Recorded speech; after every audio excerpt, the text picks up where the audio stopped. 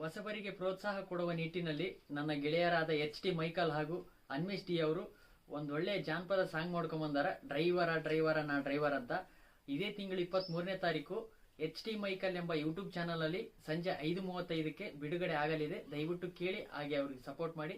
ಬರೀ ಸಾಂಗ್ ಕೇಳ್ಕೊಂಬರೋಣ.